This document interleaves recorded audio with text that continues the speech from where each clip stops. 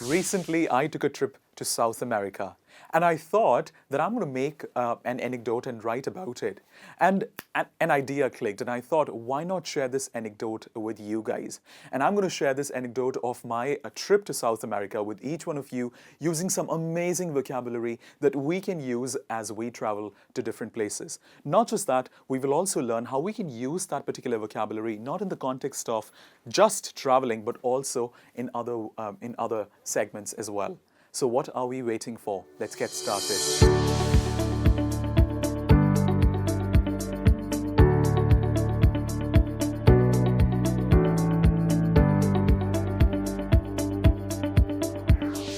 The first one on the list is thirst for.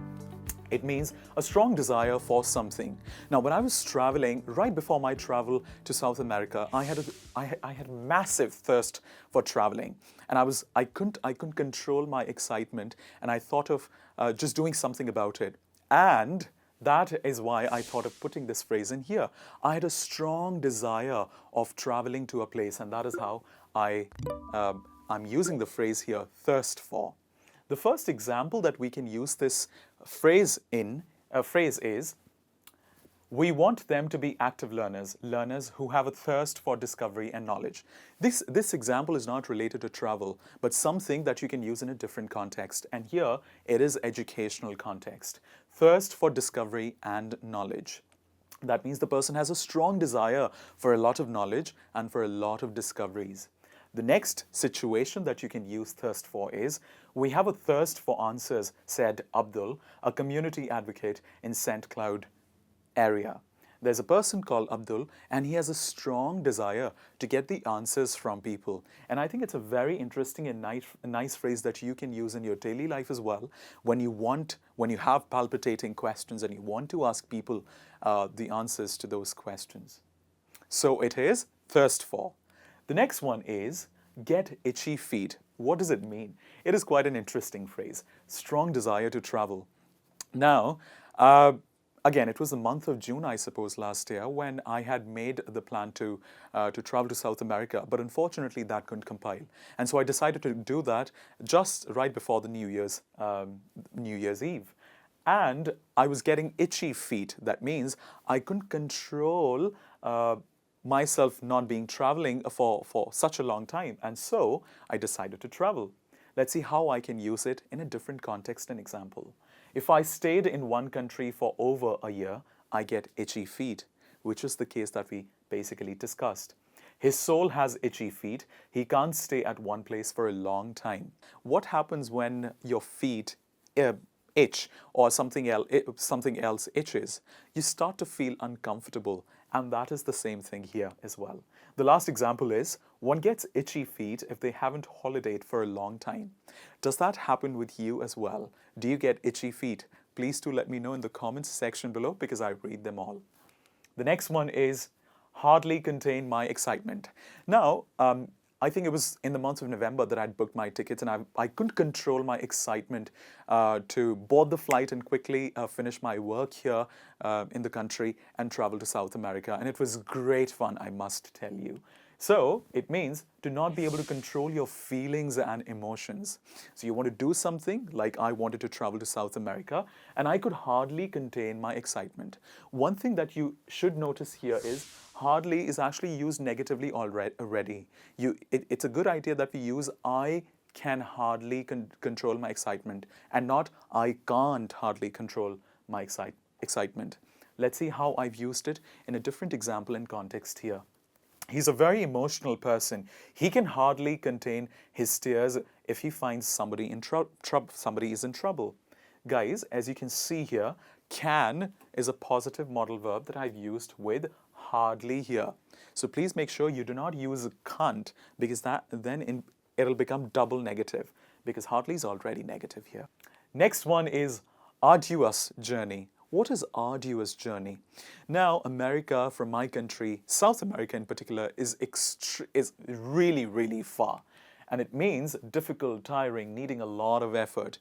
I had to travel for a long time. The flight was for a long time, and it was actually an arduous journey. To the hotel that I had booked, going from here to that place took me about Not even kidding, 32 hours. So it was really long. Example is, the victims were mainly the old, unable to undertake the arduous journey to safety. Please understand, how do we say this word? It's not arduous, it is arduous. It is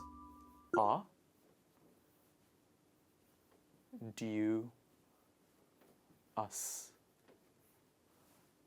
Please repeat after me. Arduous.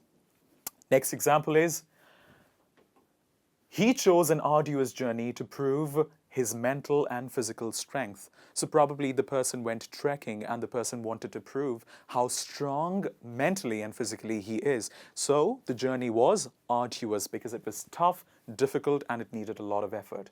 The last example is, trekking the Himalayas is an arduous journey only meant for the tough cookies. What is tough cookies here? Tough cookies means strong people.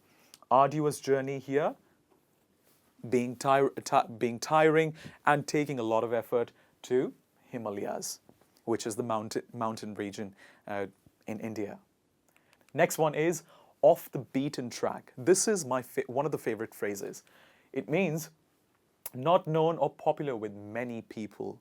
A lot of people use this to describe the ways, the routes that they take on traveling, to a place, and other contexts as well, which we'll see right now.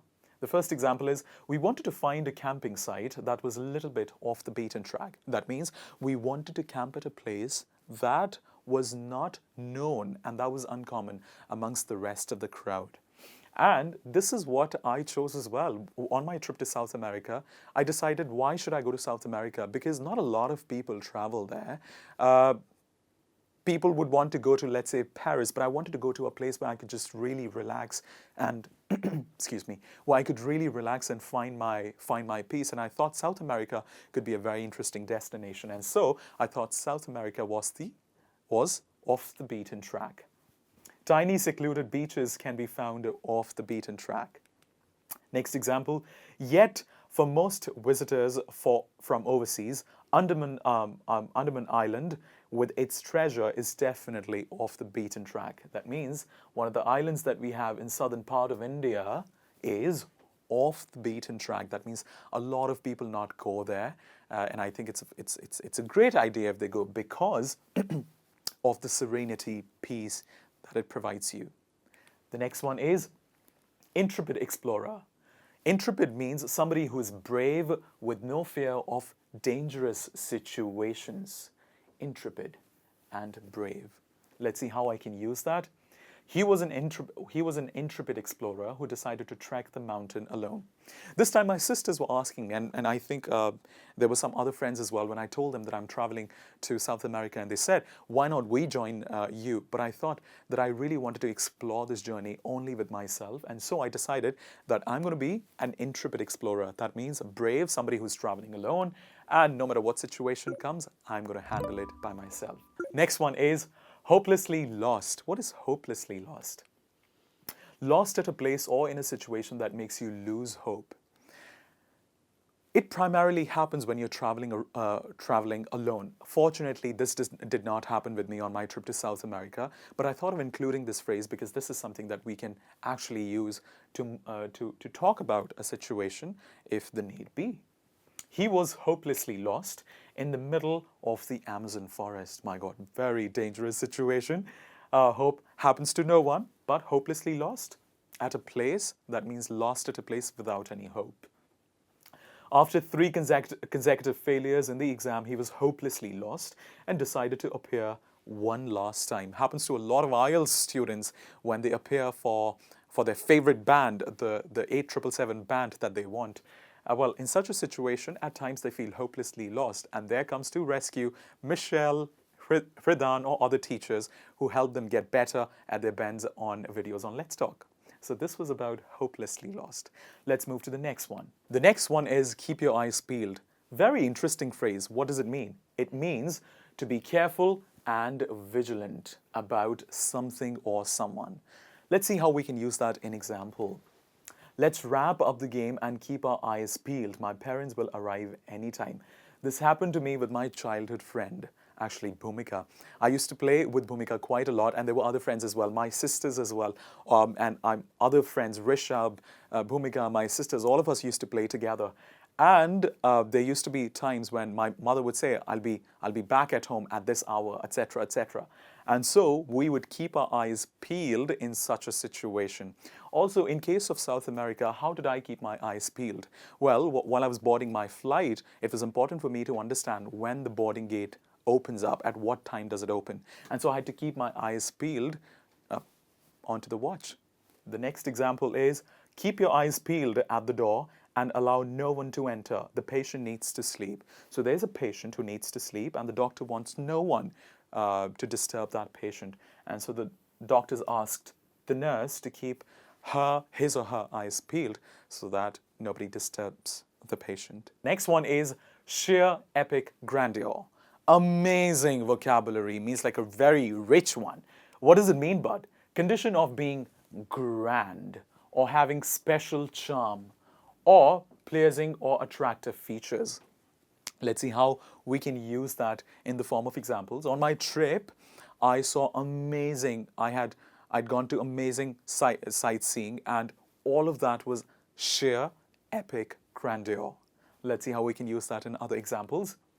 I could not resist the sight of the sheer epic grandeur with which he had painted that wall. We were struck by the sheer epic grandeur of the way she decorated her home. So there was this woman, let's say Kate, who had invited people at home, and people were awestruck by looking at the sheer epic grandeur in the way she had decorated her home. This was for sheer epic grandeur, and for all the collocations and vocabulary phrases that I have for you related to my trip to South America. I hope you enjoyed this lesson, and I hope you get to use all of them in your, let's say, next travel. Thank you very much, and have a great day ahead.